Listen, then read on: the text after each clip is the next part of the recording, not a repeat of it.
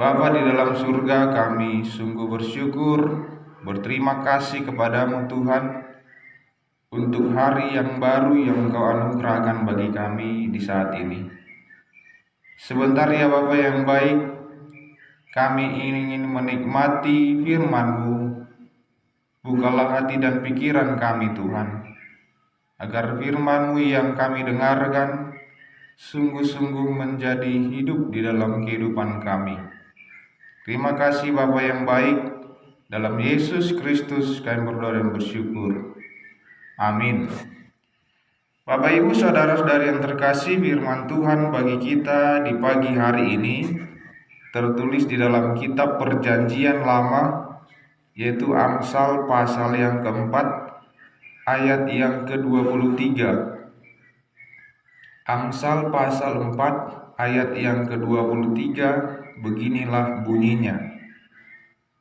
Jagalah hatimu dengan segala kewaspadaan, karena dari situlah terpancar kehidupan. Di dalam bahasa Batak dikatakan, sian saluhut si jagaoni, gumodang majaga roham, aisianido ruar akamual hanguluan, ido saatna. Bapak Ibu saudara-saudari yang terkasih, yang menjadi tema dari kebenaran firman Tuhan ini ialah jagalah hatimu. Berbicara mengenai hati, maka kita sama-sama setuju bahwa seluruh pusat perasaan kehidupan umat manusia ada di dalam hatinya. Seluruh perasaan yang kita miliki sebagai orang-orang yang diciptakan oleh Allah ada di dalam hati kita masing-masing. Sehingga kondisi hati kita akan mencerminkan seluruh keberadaan hidup kita. Kondisi hati kita mencerminkan siapa kita. Untuk itulah firman Tuhan ini mengingatkan kita di dalam beberapa poin penting, yaitu yang pertama, jagalah hatimu. Mengapa ya tidak dikatakan jagalah hartamu atau jagalah kepintaranmu? Tetapi yang disampaikan oleh kitab Amsal pada bagian ini adalah jagalah hatimu. Kalau dalam bahasa Batak itu dikatakan sian saluhut si jagaoni, gumodang ma jaga roham. Sian saluhut si jagaoni. Begitu banyak hal yang harus kita jaga di dalam perjalanan hidup ini. Begitu banyak hal-hal yang harus kita perhatikan agar seluruhnya bisa berjalan dengan baik. Tetapi oleh kitab Amsal dikatakan lebih khusus gumodang ma, lebih banyak kita perhatikan, kita jaga, ialah kondisi hati kita. Sehingga dengan demikian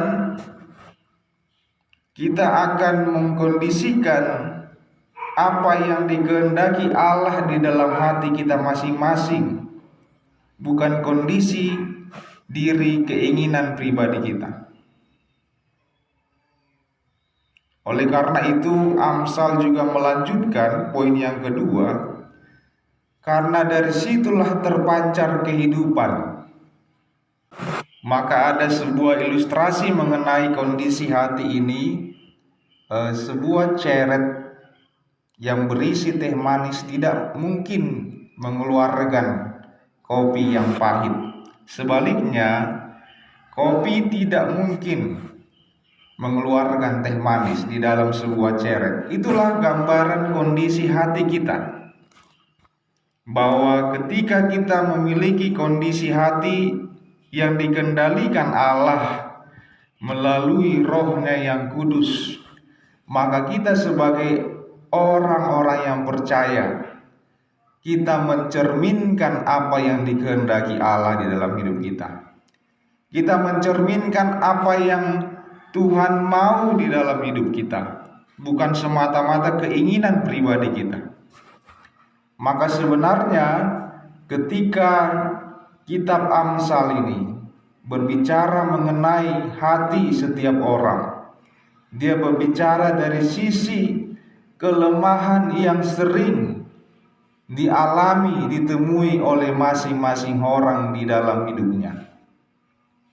Amsal tidak berbicara terlalu teoritis, tetapi dia berbicara dari kondisi lapangan yang sering ditemukan di dalam hidup ini. Bagaimana kondisi hati kita, bagaimana kondisi perasaan kita akan menentukan bagaimana kita bersikap, bertindak di dalam hidup ini.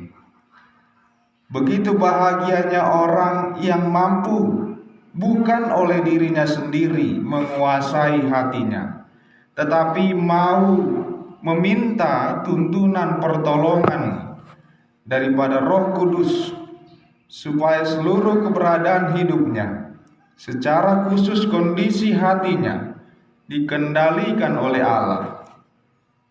Maka kita akan bersuka cita ketika Allah yang kita muliakan melalui hati kita.